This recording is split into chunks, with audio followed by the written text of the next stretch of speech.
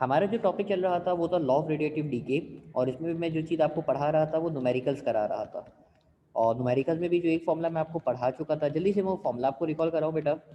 आप लोगों ने जो फॉर्मूला पढ़ा है वो फॉर्मूला क्या है, वो ये रहा। आपको मैंने फॉर्मूला पढ़ाया है हाफ लाइफ का।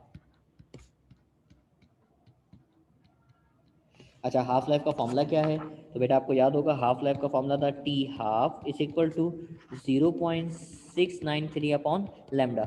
अब ये फॉर्मूला कैसे आया, तो बेटा ये तो मैं आपको ड्राइव करके दिखा चुका हूँ, लास्ट जो हमने लेक्चर लिया उसमें यही तो फॉर्मूला ड्राइव किया था हमने। ये लैम्डा क्या है, तो ये लैम्डा तो मेरे पास कहलाता है डी के कॉन्स्टेंट, लैम्डा कहला रहा है डी के कॉन्स्टेंट। और जबकि टी हाफ नजर आ रहा है, ये टी हाफ क्या कहलाती है, हाफ लाइफ कहलाती है। तो ये तो एक पहला फॉर्मूला हो गया जो मैंने आपको पढ़ाया है। सेकेंड फॉर्मूला मैं आपको बताऊं जो आप लोगों ने फॉर्मूला पढ़ा है, वो है लॉ ऑफ रेडिएटिव डीके का। मैंने लिख के दिखाया, law of radioactive decay. और इसका फॉर्मूला क्या है, जरा मैं फॉर्मूला देखूं। बेटा लॉ ऑफ रेडिएटिव डीके का फॉर्मूला मेरे पास है, फॉर्मूला मैं आपको लिख के दिखाऊं, delta N upon delta T, delta N upon delta T is equal to lambda N. अच्छा, अब ये फॉर्मूला तो आप तमाम लोगों ने पढ़ा है, ड्राइव भी किया है इसको मजीद आगे। अब इसमें कौन सी चीज़ क्या है, जल्दी से मैं आपको ये भी बता दूं। बेटा ये लैम्डा तो याद है ना आपको, ये लैम्डा तो फिर वही जो ऊपर लिखा हुआ नजर आ रहा है सर, ये लैम्डा कहलाता है मेरे पास डी के कॉन्स्टेंट। ये एन क्या कहलाता है, तो ये एन कहलाता है मेरे पास नंबर ऑफ एलिमेंट्स, एलिमेंट्स की तादाद, कितने एलिमेंट्स हैं, एन नंबर ऑफ एलिमेंट्स कहलाता है। जबकि ये जो नजर आ रहा है delta N upon delta T, इसको बोलते हैं हम रेट ऑफ डीके। इसको आप क्या बोलते हो, इसको आप बोलते हो रेट ऑफ डीके। पढ़ाया है ना, ये बात तो मैंने आपको बहुत अच्छे से पढ़ाई है। आज से 2 लेक्चर पहले मैंने आपको ये बात अच्छे से समझा चुका हूँ कि भाई डेल्टा एन यानी डीके को अगर टाइम से डिवाइड करोगे तो वो रेट ऑफ डीके कहलाता है। अच्छा, रेट ऑफ डीके का एक और नाम है न्यूमेरिकल्स के अंदर ना, इसको या तो रेट ऑफ डीके बोलते हैं या फिर इसको बोलते हैं एक्टिविटी। जहां भी आप लफ्ज देखो ना एक्टिविटी का, आप समझ जाना कि वो आपसे मांगना क्या चाह रहा है, delta N upon delta T मांग रहा है। यानी एक्टिविटी का मतलब भी यही है जो रेट ऑफ डीके का मतलब है, यानी delta N upon delta T. तो ये मेरे पास फॉर्मूला हो गया। तो पहला फॉर्मूला तो आप लोगों को यूज करना आता है, ये फर्स्ट फॉर्मूला। ये हो गया मेरे पास second formula law of radiative decay का। और लॉ ऑफ रेडिएटिव डीके का फॉर्मूला नजर आ रहा है delta N divided by delta T is equal to lambda N. इस फॉर्मूले को देखने के बाद आगे बढ़ता हूं, मैं इसका सवाल आपको पढ़ाता हूं, जल्दी से इस सवाल को पढ़िएगा।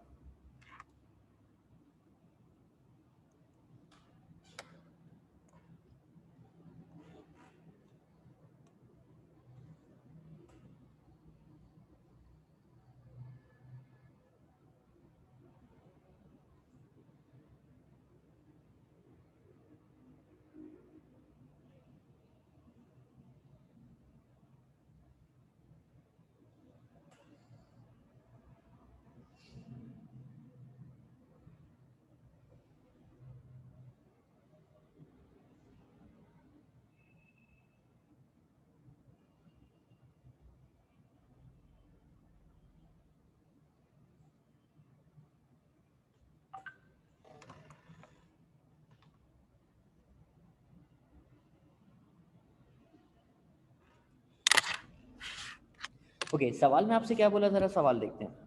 सवाल में उसने बोला if the total number of atoms, number of atoms की बात कर रहा है, नंबर ऑफ एटम्स का मतलब हो गया एन। अभी अभी फॉर्मूले में बताया था ना, ये देखो नंबर ऑफ एलिमेंट बोले या नंबर ऑफ एटम बोले, मतलब वो किसकी बात कर रहा है, वो आपसे एन की बात कर रहा है। तो मतलब ये एन की वैल्यू मिल गई, और आर ए का मतलब होता है रेडॉन। तो मैंने डाटा की हेडिंग लगाई और डाटा की हेडिंग लगा के लिखा, सर मुझे जो चीज़ मिल गई है वो कौन है, मेरे पास एन है। तो मैंने लिखा डाटा, और डाटा के बाद मुझे एन मिल गया।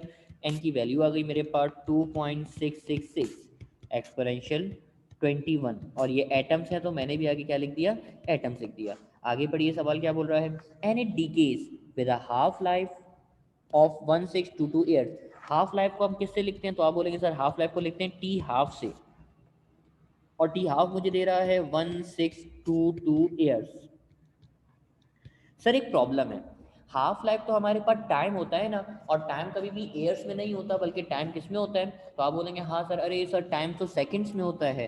तो हम भी इसको किस में करेंगे, सेकंड्स में करेंगे। और इसको सेकंड्स में करने के लिए मल्टीप्लाई करेंगे 24, सॉरी मैंने मिस्टेक कर दी, 1622 को मल्टीप्लाई करेंगे 365.25 से। इससे मल्टीप्लाई क्यों किया?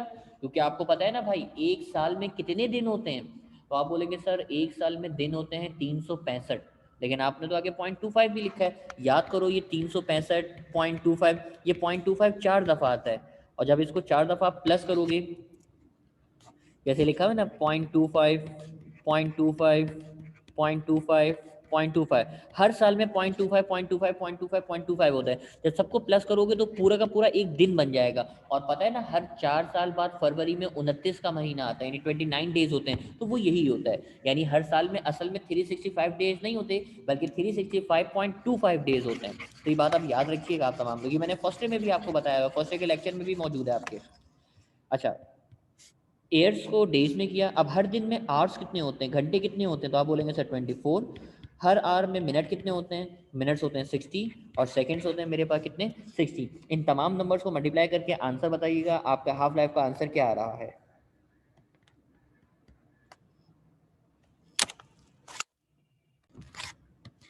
जवाब जो आ रहा है वो मेरे पास आ रहा है 5.11 एक्सपोनेंट 10 सेकेंड्स। ये हाफ लाइफ का आंसर आ गया। ज़रा पढ़िए तो सही, उसने मांगा क्या आपसे, उसने बोला फाइंड द डी के कॉन्स्टेंट। डी के कॉन्स्टेंट का मतलब क्या निकाल के दिखा दीजिए, लैम्डा निकाल के दिखा दीजिए, पहली चीज़ हो गई। और दूसरी चीज़ उसने क्या मांगी, एक्टिविटी मांगी। अब देखो लफ्ज़ बोले ना एक्टिविटी, मैं पीछे गया, मैंने लफ्ज़ देखा, अरे सर उसने एक्टिविटी मांगी है, और एक्टिविटी का मतलब कौन मांग रहा है, delta N upon delta T मांग रहा है। तो मैंने लिखा sir delta N upon delta T भी मुझे चाहिए, is equal to question marks. कैसे पता चला, उसने मुझे कहा ना क्या निकाल के दिखाओ, एक्टिविटी निकाल के दिखाओ, तो मैं समझ गया मुझे क्या चाहिए, delta N upon delta T चाहिए।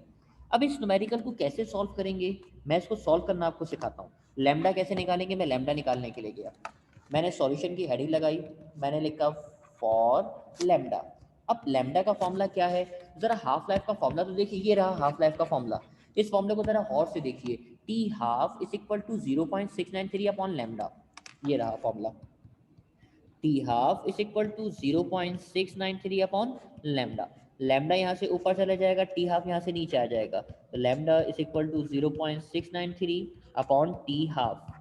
अच्छा, टी हाफ की वैल्यू कितनी है, मैं आपसे अगर पूछूं बेटा टी हाफ की वैल्यू मुझे बताइए, तो आप बोलेंगे सर अरे सर ये तो रही टी हाफ की वैल्यू, ये रही टी हाफ की वैल्यू। टी हाफ की वैल्यू है 5.11 एक्सपोनेंशियल 10। ज़रा कैलकुलेटर की मदद से दोनों को डिवाइड कीजिए, 0.693 को डिवाइड कीजिए 5.11 एक्सपोनेंशियल 10 से, और जवाब देखिए जवाब क्या आ रहा है।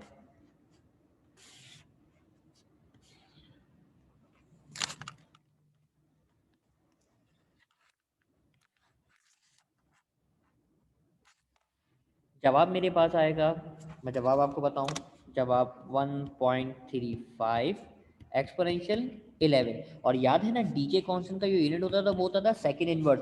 लास्ट लेक्चर में मैं आपको बता चुका हूँ इसका यूनिट कैसे आता है। ये है मेरे पास डी के कॉन्स्टेंट, और इसका जो यूनिट होता है वो यूनिट क्या होता है, सेकंड इनवर्स होता है। तो ये डी के कॉन्स्टेंट आ गया 1.35 एक्सपोनेंशियल, सॉरी मैंने मिस्टेक करी है, -11 भी था, ये मैं लिखना भूल गया, एरर हो गया मुझसे, मैं इसको इरेज कर दूं, -11। ओके, एक चीज तो आपने निकाल ली, अब हमें दूसरी चीज निकालनी है फॉर एक्टिविटी।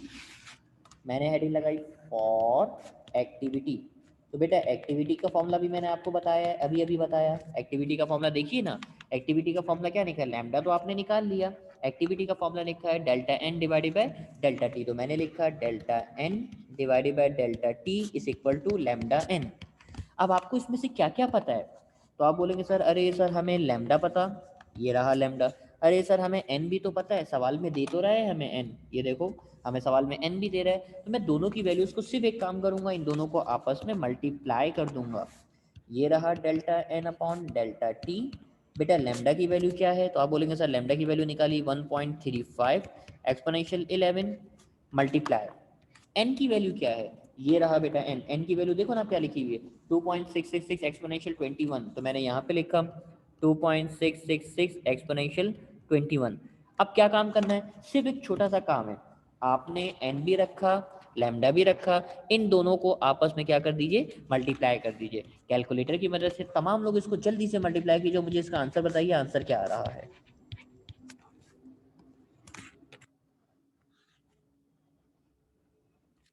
ओके, इसका जो आंसर आपका आना चाहिए वो आंसर क्या आना चाहिए, मैं आंसर आपको बताऊं। आंसर आना चाहिए 3.59 एक्सपोनेंशियल -11। 3.59 एक्सपोनेंशियल नहीं, मिस्टेक करिए शायद, सही, सॉरी मिस्टेक किए। आंसर आएगा इसका, मैच कर लेंगे अभी, 3.59 एक्सपोनेंशियल 10 आएगा। 3.59 एक्सपोनेंशियल 10। मिस्टेक मुझसे ये हुई कि मैंने ये माइनस में नहीं लिखा। बेटा ये माइनस में आएगा, इसको सही कर लीजिएगा, ये माइनस में लिखना था, मैंने माइनस लिखना भूल गया था। इसको करेक्ट दोबारा लिख देता हूँ मैं। ये असल में मेरे पास है -11। ओके, अब इसका यूनिट क्या होगा, असल काम है इसका यूनिट अब निकालना। सर इसका यूनिट क्या होना चाहिए, मैं आपको यूनिट भी निकालना सिखाऊं। यूनिट निकालना बताता हूँ बेटा, इसका यूनिट क्या होगा। इसका यूनिट होता है मेरे पास डिस इंटीग्रेशन पर सेकेंड। आप बोलोगे सर ये अजीब सा यूनिट कैसा है, डिस इंटीग्रेशन पर सेकेंड, आपने इसको ऐसे क्यों लिखा। तो मैं इसका सिंपल सा जवाब देता हूँ आपको। बेटा डेल्टा एन यहाँ पे शो कर रहा है डीके को, और डीके का मतलब होता है ब्रेक होना। भाई यही मतलब बताया ना मैंने आपको। डेल्टा एन यहाँ पे शो करता है डीके को, और डीके का मतलब होता है ब्रेक होना। और ब्रेक होने को ऐसे भी तो लिखते हैं डिस इंटीग्रेशन, टूटना। भाई इंटीग्रेशन का मतलब होता है जोड़ना, डिस इंटीग्रेशन का मतलब होता है टूटना। ये इतनी तो इंग्लिश आप लोग को आती होगी ना। इंटीग्रेशन का मतलब होता है जोड़ना, डिस इंटीग्रेशन का मतलब होता है तोड़ना, यानी इसलिए आपने डिसइंटीग्रेशन लिखा। जबकि नीचे नजर आ रहा है डेल्टा टी, तो डेल्टा टी तो मेरे पास कौन होता है, डेल्टा टी होता है मेरे पास टाइम, और टाइम का यूनिट मेरे पास क्या होता है, सेकंड होता है। इसीलिए मैंने इसका यूनिट क्या लिखा हुआ है, डिसइंटीग्रेशन पर सेकंड। आप भी यहाँ फॉर्मूले वाले पेज पे लिख सकते हो कि भाई इसका जो यूनिट होता है वो यूनिट क्या होता है। अगर आपसे कोई पूछे ना इसका यूनिट क्या है, तो आप उसको बताना भाई इसका यूनिट होता है मेरे पास डिस इंटीग्रेशन पर सेकंड।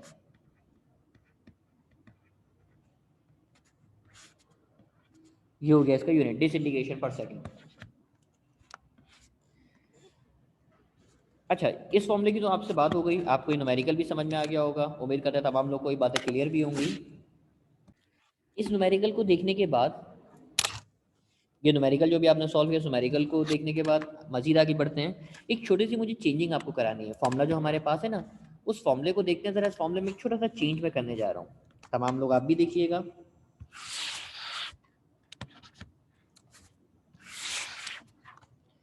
भाई मेरे पास फॉर्मूला था ये डेल्टा, चलो नीचे लिख देता हूँ यहाँ। फॉर्मूला था मेरे पास delta N upon delta T is equal to lambda N. इस फॉर्मूले के साथ मैंने एक छोटी सी शरारत करी। शरारत क्या करी, डेल्टा टी को मैंने वहां फेंक दिया, एन को यहाँ मैंने नीचे बुला लिया। सर ऐसा क्यों किया, फायदा क्या हुआ।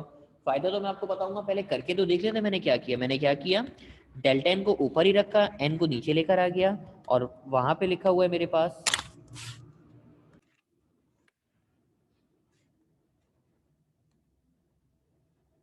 लिखा हुआ है मेरे पास एन और लैम्डा और डेल्टा टी। यानी चेंज जो किया मैंने आपके सामने चेंज बताया, delta N upon N is equal to lambda delta T. अच्छा, अब आप सोचोगे सर ऐसा करने का फ़ायदा क्या हुआ, इससे क्या फ़ायदा हुआ। तो मैं आपको बताऊं इसका फ़ायदा क्या है। कभी आप लोगों ने परसेंटेज निकाली है, परसेंटेज कैसे निकालते थे आप। मैं आपसे अगर पूछूं परसेंटेज, तो परसेंटेज कैसे निकालते थे। आप बोलेंगे सर हम नीचे लिखते थे टोटल नंबर, सपोज करें 850, ऊपर लिखते थे हम कितने नंबर हासिल किए, यानी सपोज करें 753 हासिल करें। तो परसेंटेज निकालने का तरीका क्या होता था, ऊपर रखते थे टोटल नंबर, नीचे रखते थे टोटल नंबर, ऊपर रखते थे ऑप्टेन नंबर, ऑप्टेन मार्क्स, कितने मार्क्स आपने हासिल किए। यानी ऊपर भी नंबर होते थे, नीचे भी नंबर होते थे, मतलब ऊपर भी मार्क्स, नीचे भी मार्क्स। अगर दोनों चीजें सेम होती थी इसको आप बोलते थे परसेंटेज, और लास्ट में इसको मल्टीप्लाई कर देते थे, किससे, 100 से मल्टीप्लाई कर देते थे। आप बोलेंगे हाँ सर बिल्कुल ऐसी है, यही तरीकेकार होता था कि ऊपर भी मार्क्स होते थे, नीचे भी मार्क्स होते थे। अब जरा इधर भी तो देखिए, ऊपर आपको डेल्टा एन नजर आ रहा है, यानी ऊपर भी नंबर ऑफ एटम्स हैं। भाई change of number of atoms है ना, है तो नंबर ऑफ एटम्स ही, ऊपर भी एन नीचे भी एन।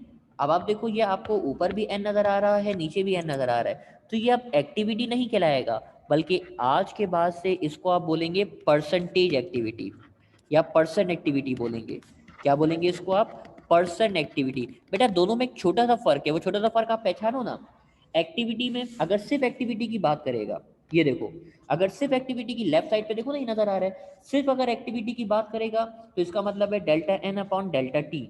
और अगर वो बात करेगा पर्सन एक्टिविटी की तो ऊपर डेल्टा एन होना चाहिए, नीचे कौन होना चाहिए, एन होना चाहिए। और पर्सन के लफ्ज का मतलब ही मैंने आपको बता दिया भाई, परसेंटेज के लफ्ज का मतलब ही यही होता है कि ऊपर भी सेम चीज हो, नीचे भी सेम चीज हो। अब ये परसेंटेज वाली बात तो मैं इरेज कर देता हूँ क्योंकि अब आप ये बात आपके काम की नहीं है, आपके लिए तो अहम ये फॉर्मूला है। टॉप पे लिख भी देता हूँ, ये तीसरा फॉर्मूला जो मेरे पास आया है, ये तीसरा फॉर्मूला हो गया मेरे पास परसेंटेज एक्टिविटी का। परसेंट लिख लीजिए, परसेंटेज पूरा लिख लीजिए, आपकी मर्जी है, परसेंट एक्टिविटी। अब परसेंट एक्टिविटी कैसे निकालेंगे, तो इसका न्यूमेरिकल नंबर 4 मेरे पास है, ये रहा न्यूमेरिकल नंबर 4। तमाम लोग सवाल पढ़िए, मैं आपको सवाल सॉल्व करना सिखाऊं, चलिए इसे।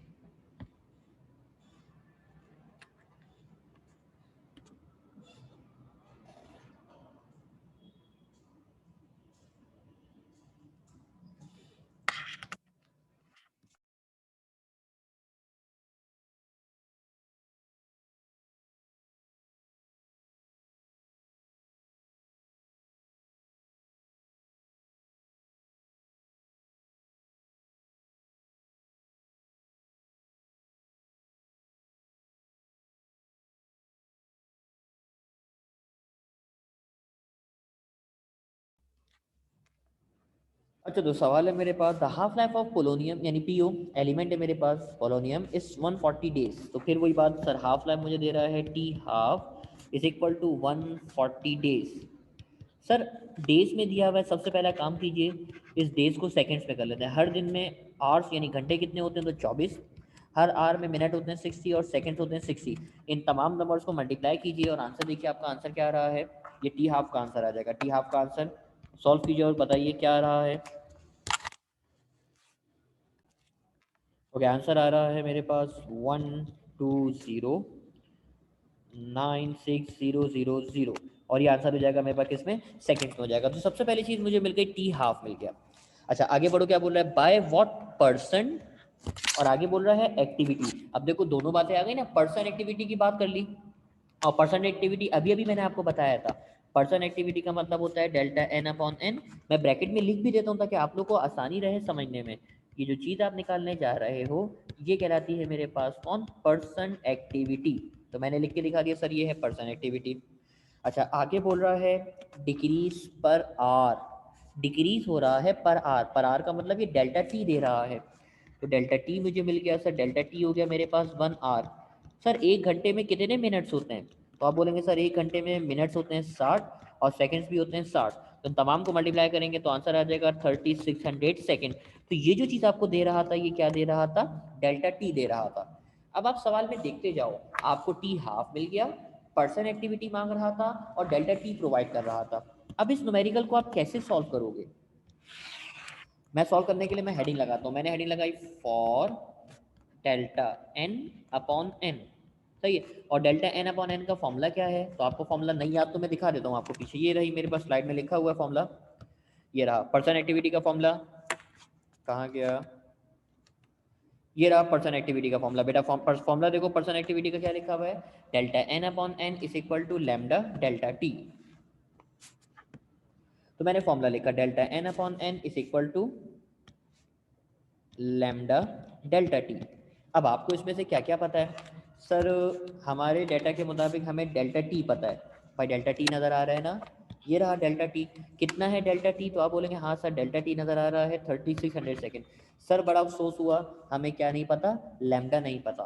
तो अब आपको पहले लैम्डा निकालना पड़ेगा। उसी सेम तरीके से जो तरीका भी आपने सीखा है ना, मैंने हेडिंग लगाई फॉर लैम्डा, और लैम्डा का फॉर्मूला लगाओगे 0.693 upon T half. Half life का फॉर्मूला पढ़ा है ना बेटा आपने, न्यूमेरिकल बहुत आसान है, पेपर के लिए इंपॉर्टेंट न्यूमेरिकल भी है, 2017 में ये न्यूमेरिकल आया है और पेपर में इस तरह का न्यूमेरिकल आने का चांस बहुत ज़्यादा है। ऊपर आप रखोगे 0.693, नीचे है टी हाफ, और टी हाफ की वैल्यू है मेरे पास 1209600। इन दोनों नंबर को डिवाइड करो, मुझे लैम्डा का आंसर बताओ, लैम्डा का आंसर कितना आ रहा है आपके पास,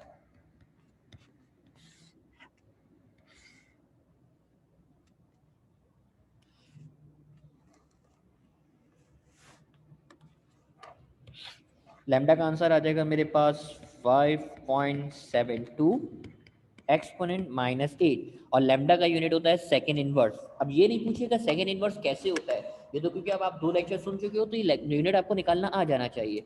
अब आपने लैम्डा निकाला, इस लैम्डा को निकाल के यहाँ पुट कर दोगे। बेटा ये लैम्डा नजर आ रहा है ना, इस लैम्डा को यहाँ पुट करोगे। लैम्डा आपने निकाला 5.72 एक्सपोनेंट -8, 5.72 एक्सपोनेंट -8 ये लिखा आपने। अच्छा डेल्टा टी की वैल्यू है मेरे पास 3600, तो ये रहा मल्टीप्लाई बाय 3600।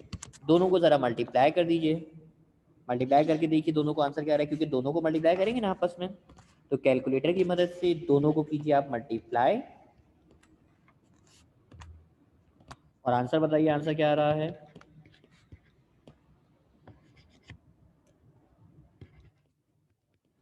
ओके जो आंसर आ रहा होगा आपको वो आ रहा होगा 2.058 एक्सपोनेंट -4, ये आपका आंसर आ रहा होगा।